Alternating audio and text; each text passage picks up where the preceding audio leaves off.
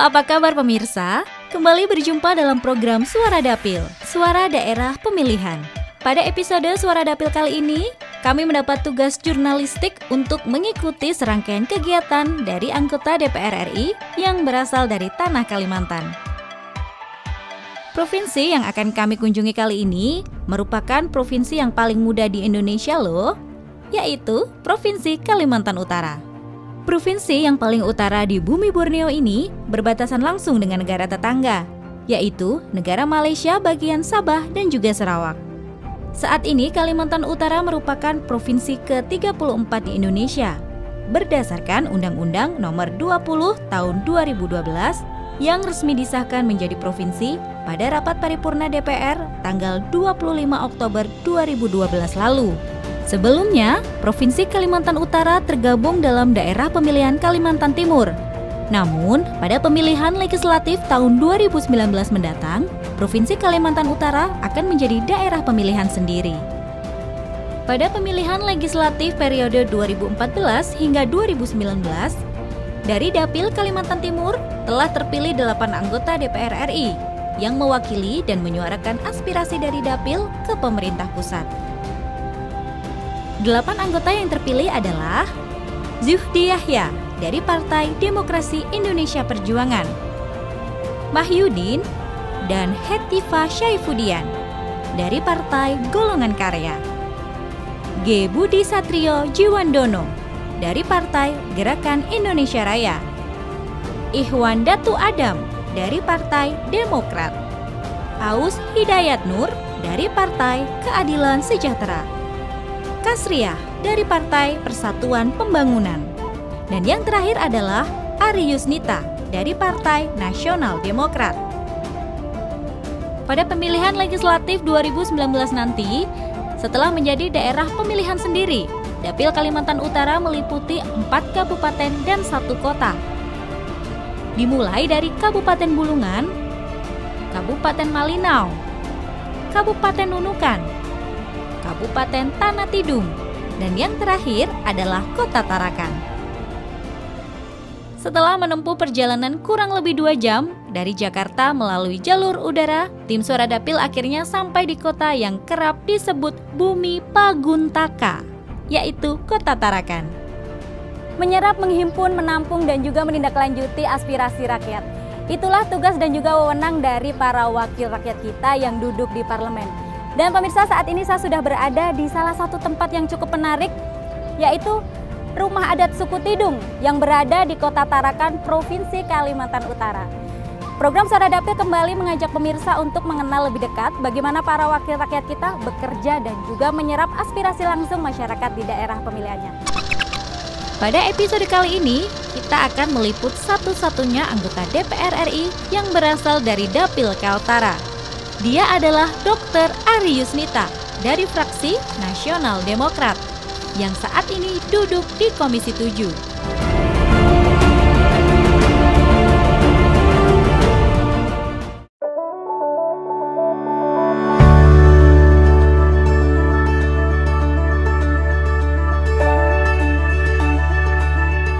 Kebudayaan lokal yang terjaga dengan baik menjadi bagian penting dalam pembentukan citra dan identitas budaya Kota Tarakan.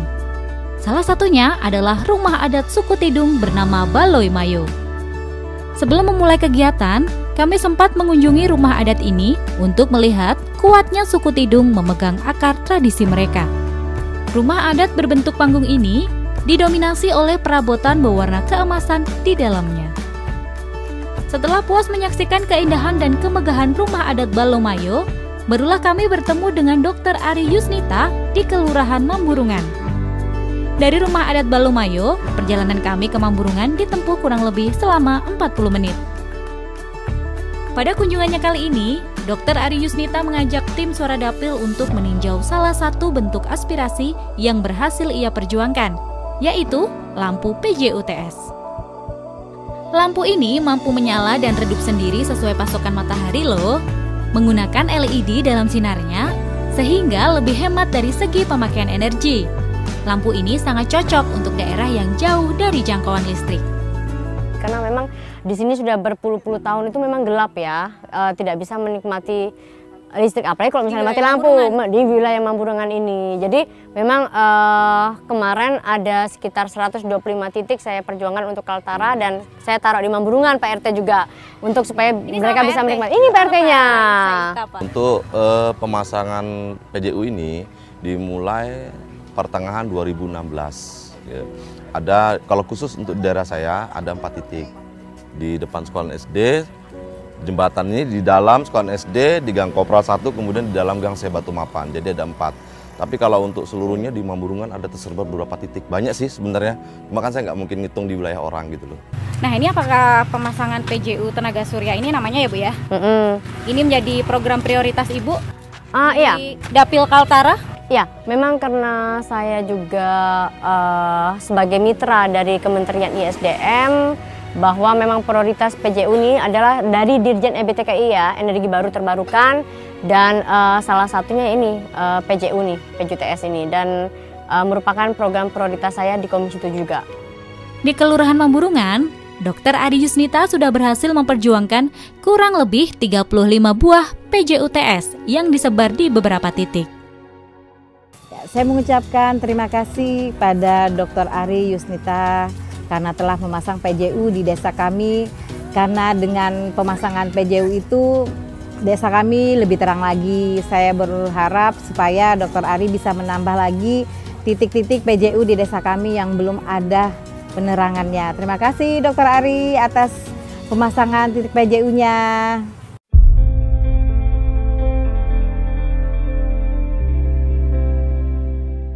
Pemirsa, masih di Kelurahan Mamburungan. Selain meninjau PJUTS, Ari Yusnita kembali mengajak kami ke rumah salah satu konstituennya bernama Abdul Sani. Beberapa waktu yang lalu, Abdul Sani sempat menyampaikan keluhan terkait kondisi orang tuanya yang membutuhkan uluran tangan dari Dr. Ari. Ini merupakan salah satu aspirasi yang disampaikan kepada saya. Memang ada beberapa keluarga kemarin itu menyampaikan bahwa salah satu ibu mereka sakit. Jadi meminta kepada saya melalui aspirasi untuk kursi roda ini. Sudah hampir 2 tahun sakit tapi belum bisa berjalan. Nenek Masja, ibu dari Abdul Sani ini sudah beberapa tahun tidak bisa beranjak dari tempat tidurnya. Sakit yang ia derita membuatnya hanya bisa menatap sang mentari di balik jendela. Ingin sekali Abdul Sani membuat ibunya bisa menatap matahari langsung, berkeliling menikmati udara segar pagi, serta menatap cucu-cucunya bermain. Namun apa daya, kondisi ekonominya tidak memungkinkan untuk membelikan sang ibu sebuah kursi roda. Suasana yang haru begitu terasa ketika Ari Yusnita mencoba berkomunikasi dan memberi semangat untuk Nenek Masja. Kursi roda yang berhasil diwujudkan oleh Ari Yusnita ini begitu berarti untuk Nenek Masja. Kini keluarga Abdul Sani bisa sedikit tersenyum melihat sang ibu bisa duduk dan ikut bergabung menikmati indahnya hari dari luar dinding rumahnya. Sebelumnya kami ucapkan terima kasih untuk Ibu Dr. Ari yang sudah mau membantu kami sekeluarga. Semoga bantuan ini bisa bermanfaat untuk kami sekeluarga ke depannya nanti. Ya istilahnya bisa membantu nenek untuk bisa lihat matahari pagi lah istilahnya kan. Supaya tidak terlalu terkurung di rumah kan, jadi penyakitnya bisa ya sedikit-sedikit membaik. Harapannya supaya ya bisa membuat nenek lebih baik aja. Ini anaknya Ibu. Oh ya, iyalah Nek. Kalau gitu Nek, yang penting Nenek bisa jalan-jalan ya. Pakai kursi roda ya Nek ya. Ya sama-sama Nenek. Sehat-sehat ya Nenek.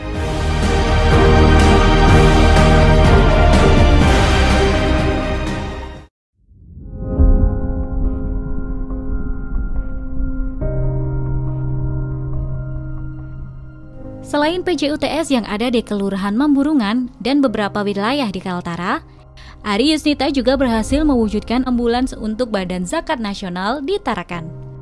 Saya tidak menyangka rupanya setelah beliau mencatat itu sampai di Jakarta kerja keras mencari orang yang siapa kira-kira yang bisa bantu. Ternyata dari pihak Pertamina menghubungi kita gitu.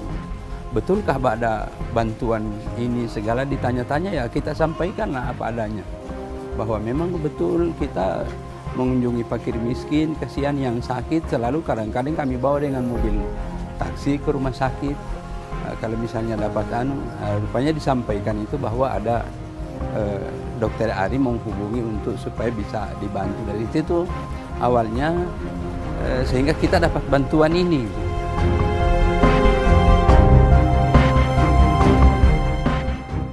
Ketika sampai di sana, kedatangan Ari Yusnita disambut hangat oleh Kiai Haji Zainuddin Dalila, Ketua Umum Basnas Tarakan. Para staf yang sedang bekerja pun sempat menghentikan pekerjaannya dan bertegur sapa dengan Ari Yusnita.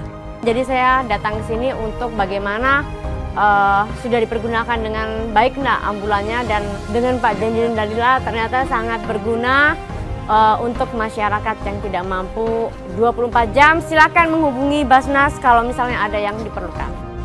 Dengan ambulans ini, berapa program kesehatan berhasil Basnas wujudkan untuk membantu hajat hidup masyarakat Tarakan yang hidup dalam kekurangan. Selain meninjau ambulans, kondisi kantor Basnas dan juga menyaksikan langsung bagaimana para staf Basnas bekerja, Ari Yusnita tak lupa juga menyerap aspirasi yang sekiranya dibutuhkan Basnas untuk menunjang kinerja mereka membantu masyarakat Tarakan yang kurang mampu.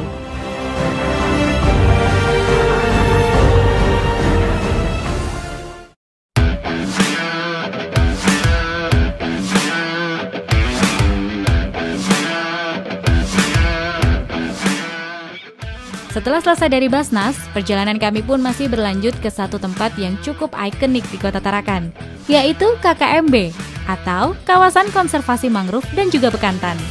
Hutan mangrove ini berada di jantung Kota Tarakan loh. Kita tahu bahwa Tarakan ini adalah kota pulau ya. Kota pulau yang masyarakatnya berkecimpung di sini saja, tidak kemana-mana.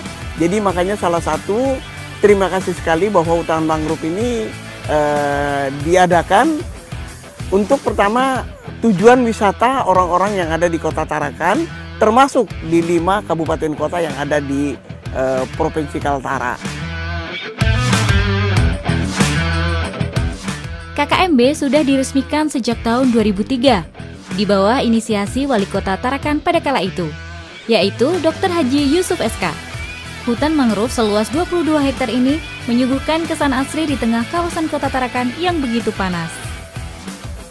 Uniknya lagi, di hutan mangrove ini juga menjadi kawasan konservasi untuk satwa yang dilindungi, yaitu bekantan atau lebih sering disebut monyet Belanda.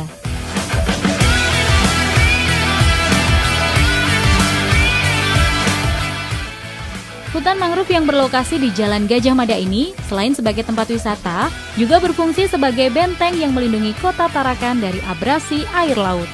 Ari Yusnita bersama mitra kerjanya dari Lembaga Ilmu Pengetahuan Indonesia juga telah ikut berkontribusi dengan memberikan ribuan bibit pohon bakau untuk KKMB di Tarakan ini. Kita keliling tadi melihat mangrove ini kan merupakan tempat yang dikunjungi ramai ya, ramai dari manapun datang ke sini. Dan saya berharap juga nanti saya akan menyampaikan kepada Komisi 7, kepada Ibu Menteri Lingkungan Hidup, Ibu Siti Nurbaya, bahwa untuk ada perhatian khusus untuk mangrove ini. Dan seperti yang tadi disampaikan aspirasinya, bahwa ada bangku, ada gazebo juga ya, itu nanti siap kita perjuangkan di Komisi 7, baik apakah dari Kementerian Lingkungan Hidup ataupun nanti dari mitra-mitra kerja yang lain, gitu ya Pak Sadri ya. Sebelum kami beranjak menuju ke Kabupaten Malinau, kegiatan terakhir kami di Kota Tarakan adalah mengunjungi Kelurahan Karanganyar Pantai, di mana di daerah ini Ari Yusnita juga telah berhasil memperjuangkan jaringan gas untuk masyarakat sekitar. Jargas yang ada di sini merupakan bentuk perjuangan aspirasinya bersama Perusahaan Gas Negara atau PGN. Potensi gas alam di Tarakan yang masih melimpah membuat dokter yang telah pindah haluan menjadi politisi Senayan ini memilih untuk memperjuangkan pembangunan Jargas secara menyeluruh. Kini warga Tarakan tak perlu cemas akan kelangkaan LPG karena gas bumi mengalir 24 jam di rumah-rumah mereka. Wah, banyak banget keuntungannya, kita tidak perlu lagi ngantri gas 3 kg itu yang sangat sulit didapat. Kita sangat banyak manfaatnya, terutama ketika mengucapkan terima kasih banyak sekali buat Dr. Ari Yusnita yang sudah berjuang untuk PGN ini, untuk gas ini, gas alam.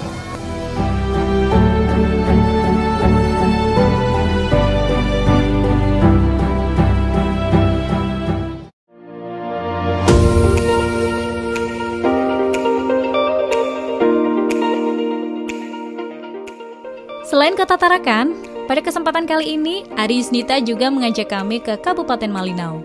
Dari Tarakan kita bisa menggunakan moda transportasi udara maupun transportasi air.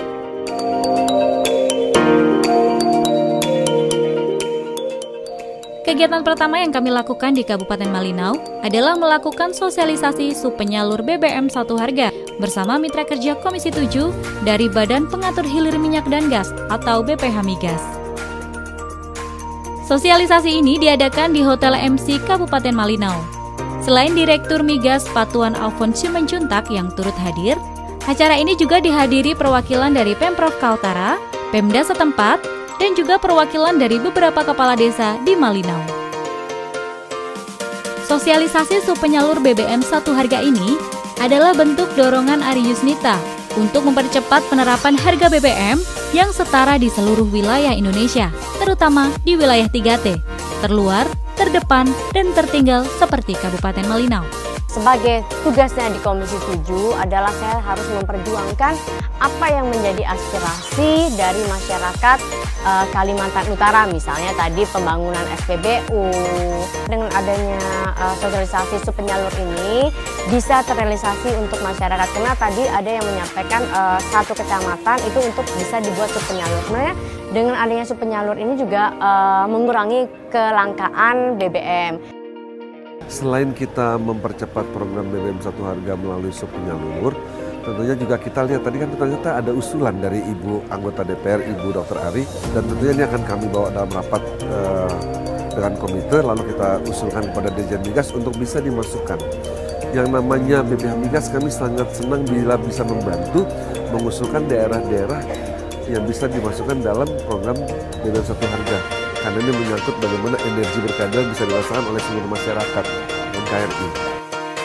Dengan adanya subpenyalur dan koordinasi yang baik dengan Pemda setempat, diharapkan masyarakat yang tinggal di wilayah perbatasan bisa menikmati BBM jenis premium dan solar bersubsidi dengan harga yang ditetapkan pemerintah.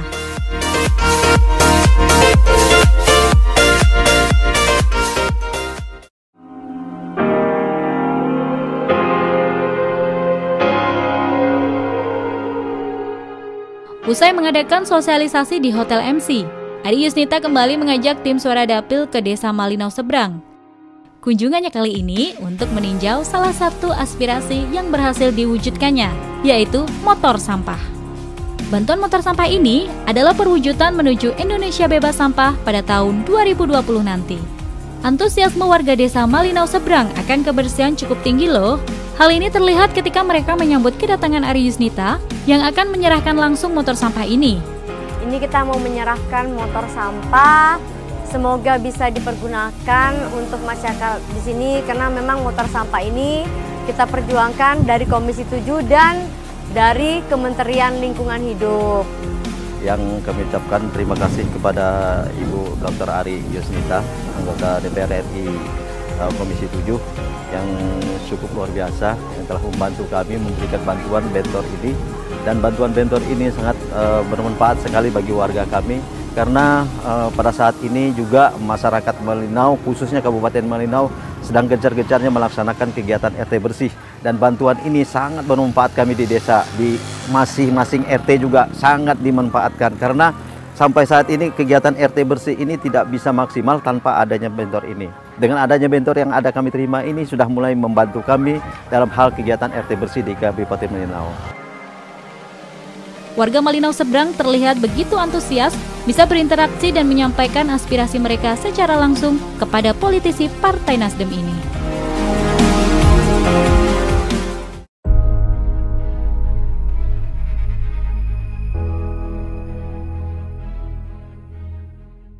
Pada keesokan harinya, kegiatan Ari Yusnita di Malinau berlanjut ke Kecamatan Sungai Boh. Untuk ke sana, kita harus menggunakan pesawat perintis berkapasitas kurang lebih 8 orang. Untuk ke Sungai Boh, jarak tempuh dari pusat Kabupaten Malinau kurang lebih 1 jam.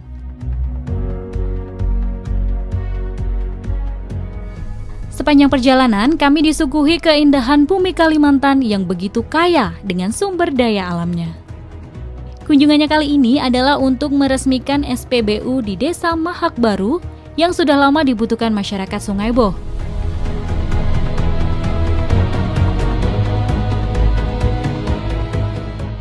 Bersama Pertamina dan juga BPH Migas, disinilah Ari Yusnita bertemu masyarakat dan menyerap aspirasi secara langsung. Saya sebagai anggota Komisi 7 DPR RI sangat mendukung program pemerintah melalui program tentang percepatan pemberlakuan satu harga untuk jenis BBM tertentu dan jenis BBM khusus, penugasan secara nasional, dan diharapkan dengan adanya penyalur BBM satu harga yang baru ini dapat membantu membangun ekonomi masyarakat khususnya di Kecamatan Sungebo, Kabupaten Malinau. Setelah memberikan beberapa patah kata untuk sambutan, peresmian ini pun dimulai dengan penandatanganan batu prasasti dan juga pengguntingan pita. Dengan dibukanya SPBU Kompak ini, diharapkan dapat mengatasi masalah-masalah yang ada di Malinau, seperti stok BBM yang sering kehabisan maupun harga BBM yang mahal dari pengecer. Kini masyarakat Sungai Boh bisa merasakan produk solar dan premium dengan harga yang sama, yakni Rp5.150 dan Rp6.450 per liternya. Alhamdulillah pada siang hari ini kita bisa meresmikan SPBU yang ada di Kecamatan Sungebo. Tentunya ini sebagai Komisi 7 DPR RI yang merupakan satu-satunya dari Kalimantan Utara akan terus berusaha semaksimal mungkin untuk daerah-daerah yang belum bisa merasakan BBM satu harga. Dan ya harapan saya nanti bisa terwujud, karena di Kaltara sendiri ada 8 yang akan diresmikan dan semoga bisa terrealisasi dengan cepat. Tentunya harus ada kerjasama yang baik dari Pemkab setempat, dari BPH Migas, dan tentunya dari Komisi 7 terus mendorong upaya percepatan BBM satu harga di seluruh Indonesia.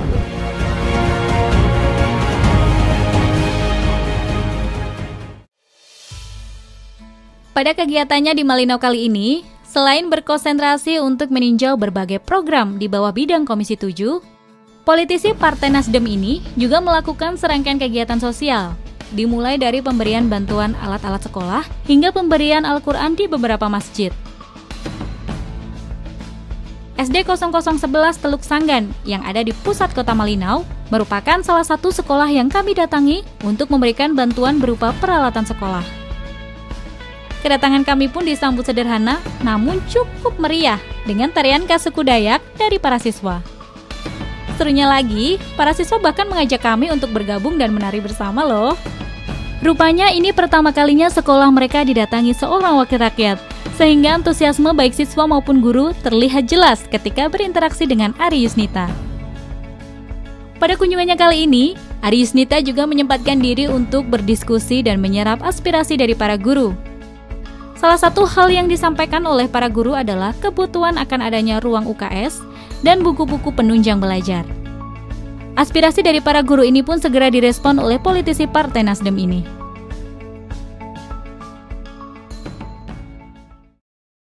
Dari SD 0011 Teluk Sanggan, kami pun melanjutkan perjalanan menuju Desa Lubak Manis, Kecamatan Malinau Utara. Di sini Ari Yusnita akan memberikan bantuan berupa Al-Quran untuk masjid setempat. Selain Desa Lubak Manis, Desa Belayan di Kecamatan Malinau Utara juga mendapatkan bantuan Al-Quran dari Dr. Ari Yusnita. Sama seperti sebelumnya, di sini selain memberikan Al-Quran, politisi Partai Nasdem ini juga beramah tamah dengan warga dan juga menyerap aspirasi mereka. Salah satu aspirasi yang disampaikan oleh warga adalah kebutuhan akan sumur bor. Bantuan sumur bor yang sudah diberikan pemerintah pada tahun 2015 lalu ternyata tidak mencukupi untuk masyarakat Desa Belayan. Ari Yusnita langsung menanggapi aspirasi dan meninjau kondisi sumur bor. Desa Belayan adalah tempat terakhir yang kami kunjungi pada perjalanan jurnalistik ke Provinsi Kalimantan Utara kali ini. Serangkaian kegiatan di Kota Tarakan maupun Kabupaten Malinau, baik dari program-program di bawah kewenangan Komisi 7 maupun kegiatan sosial lainnya, adalah bentuk pengabdian dari seorang Ari Yusnita untuk masyarakat Kaltara, mendorong dan memanfaatkan kekayaan sumber daya alam yang ada di Kaltara menjadi prioritas programnya, sehingga dapat menjadi modal yang luar biasa untuk proses pembangunan dan kesejahteraan bukan hanya masyarakat Kaltara, namun juga rakyat Indonesia. Ya pemirsa, itu tadi serangkaian kegiatan tim Suradapil bersama Ibu Dr. Ari Yusnita dari Fraksi Nasional Demokrat dari Dapil Kalimantan Utara. Di sela kesibukannya sebagai anggota DPR RI yang saat ini duduk di Komisi 7, menyempatkan diri untuk memperhatikan masyarakat di dapilnya merupakan hal yang wajib. Cukup sekian program Suara Dapil kali ini, terus saksikan program Suara Dapil yang akan mengulas bagaimana kiprah para wakil rakyat ketika terjun di dapilnya. Sampai jumpa di episode Suara Dapil berikutnya.